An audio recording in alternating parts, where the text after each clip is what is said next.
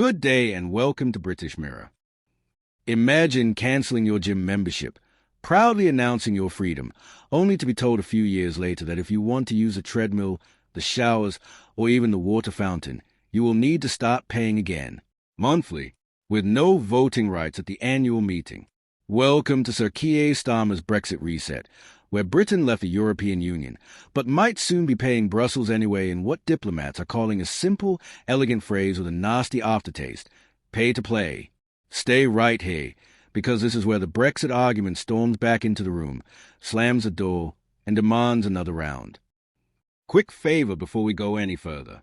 If you are enjoying this fast-paced dive into British politics, hit that subscribe button and click the notifications bell icon. Over 90% of viewers have not subscribed yet. It is free, takes a second, and it helps British Mirror keep holding power to account. Thank you if you did. Now back to the show. Let us get straight into it. Sir Keir Starmer has made it clear he wants closer alignment with the European Union. Not rejoining, he insists. Not reversing Brexit. Just smoothing things out. Tidying up the mess. A reset, not a retreat. And to make that happen, the government is preparing to bring a major bill before Parliament as soon as next month. On paper, it sounds technical. Harmless, even. The bill would give ministers the power to dynamically align with European Union rules in certain sectors. Agri-food, energy, potentially more down the line. In practice, dynamic alignment is one of those phrases that sounds like management jargon, but carries enormous constitutional weight. Dynamic alignment means this: if Brussels changes the rules, Britain follows them, automatically. No debate, no vote, no dramatic late-night common showdown.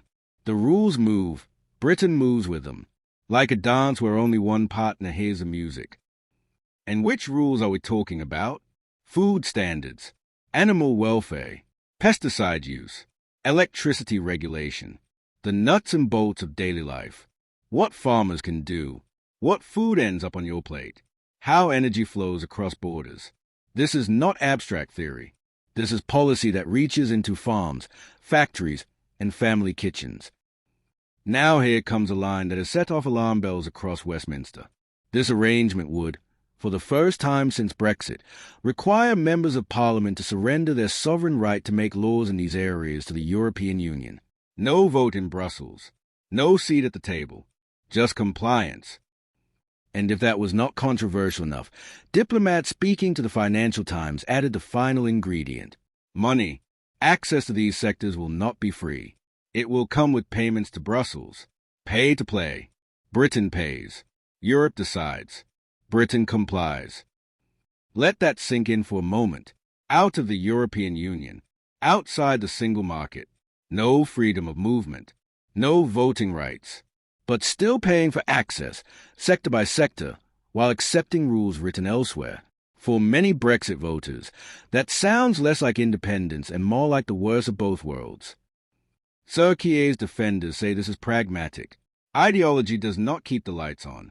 Alignment, they argue, reduces friction, boosts trade, and supports growth. If paying a fee secures cheaper food, smoother energy trade, and calmer relations, is that not just sensible governance? Critics reply with a single word: sovereignty.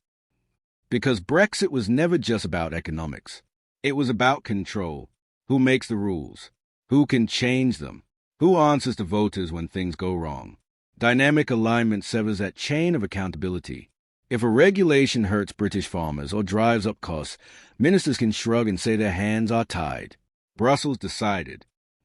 That is why Conservative leader Keir Starmer wasted no time in attacking the plan. She warned against reopening Brexit wounds and accused Sir Keir of dragging the country back to what she called the bad old days. Speaking on BBC Radio 4, she reminded listeners of a simple fact. The country voted to leave the European Union. Leaving meant leaving the single market and the customs union. What Starmer is doing, she argued, is reopening arguments Britain already settled. Her warning was not just political theatre. It tapped into genuine fatigue. Millions of voters, regardless of how they voted in 2016, are tired of Brexit dominating everything. The idea of reopening that battle, especially through technical legislation most people will never read, feels like lighting a match in a room full of dry straw. But here's where the story becomes even more interesting. The bill is expected to be introduced in the coming months and carried over into the next parliamentary session. That timing matters, because ministers are planning for the bill to run in parallel with negotiations in Brussels. In other words, members of Parliament could be asked to vote on sweeping power for ministers before the actual deals are finalized. Think about that. Parliament would be asked to sign a blank check, grant ministers the authority to align with European Union rules now, on the promise that the details will be sensible later. That is not oversight. That is trust. And trust, in British politics, is in very short supply. Government sources insist alignment decisions will be taken on a value-for-money basis. Administrative, they say. Sensible. Technical. Nothing dramatic. But administrative decisions have a habit of becoming political very quickly when they affect livelihoods. Sir Keir has already signed a political agreement on agri-food. Negotiations are ongoing on joining the European Union's internal electricity market. Brussels has been clear. Access requires payment. And tensions over money have already scuppered Britain's attempt to join a €150 billion defence fund. If Britain balked at the price tag there, why would other sectors be any different? Here is the uncomfortable truth. The European Union holds a stronger hand. Britain wants access. Brussels sets the terms. And one of those terms, repeatedly, is money. Starmer himself has tried to walk a careful line.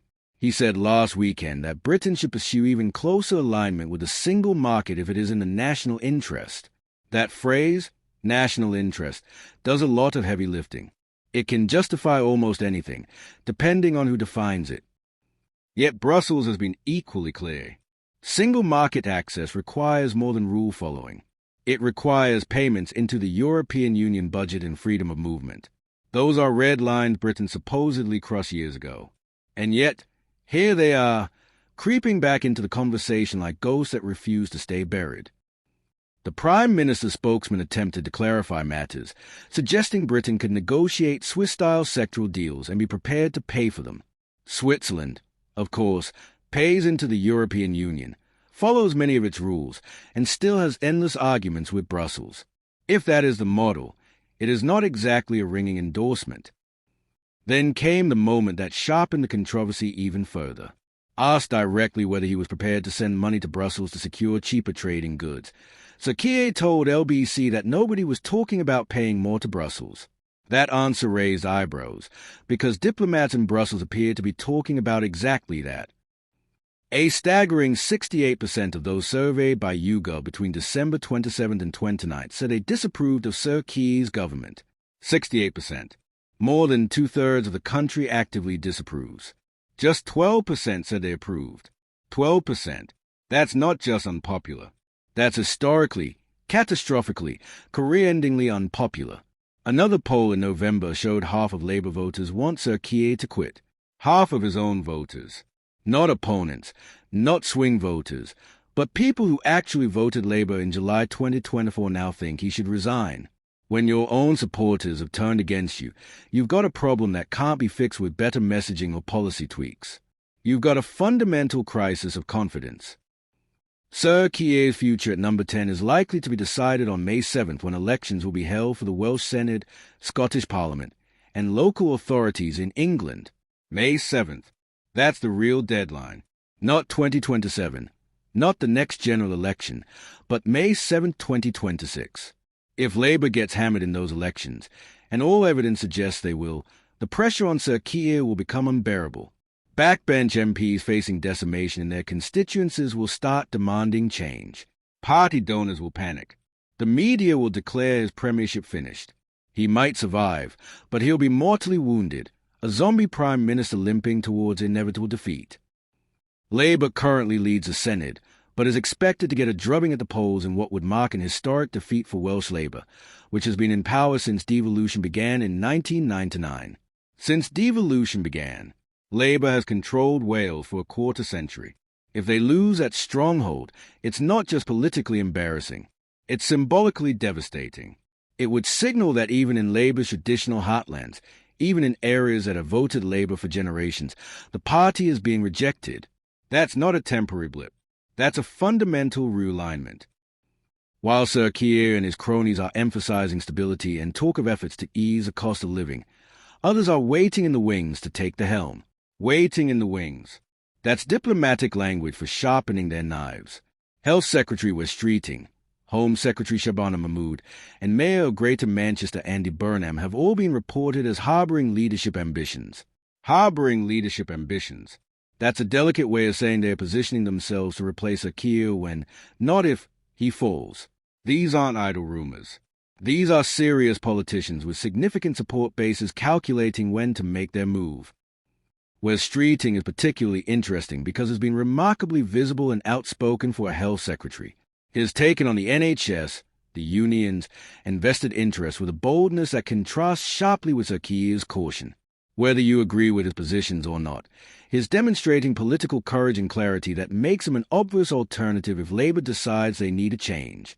Shabana Mahmood as Home Secretary is handling some of the most contentious issues around immigration and law and order, giving her visibility and authority. Andy Burnham, meanwhile, has cultivated an image as a successful regional leader who actually delivers for his constituents, offering a contrast to Westminster dysfunction. The fact these names are being openly discussed as potential replacements, while Sir Keir insists he'll still be Prime Minister next year, tells you everything about how weak his position actually is. Strong leaders don't face constant speculation about their successors. Secure prime ministers don't have to repeatedly insist they'll still be in post 12 months hence. The very fact that Keir is making these statements reveals how precarious his situation has become. He's not projecting strength. He's desperately trying to stave off a leadership challenge he knows is coming. What makes Sir Keir's position particularly tragic is that he won such a massive majority, 411 seats. A parliamentary landslide, the kind of majority most politicians dream about, the kind of majority that should give you freedom to implement your vision, to take bold action, to transform the country. Instead, Sir Keir has squandered that majority through timidity, poor communication, and policies that alienate both his progressive base and the working-class voters Labour needs to retain.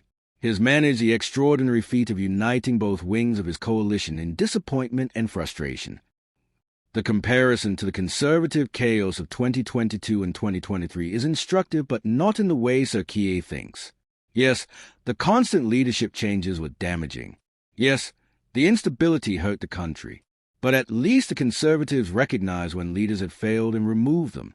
Liz Truss lasted 4 to 9 days because her policies crashed the economy and her party removed her. That's accountability. What Sir Keir is arguing for is that Labour should stick with him regardless of performance, regardless of polling, regardless of electoral consequences, because changing leaders would be chaotic. That's not stability. That's stubbornness. That's prioritizing his own position over the party's electoral prospects.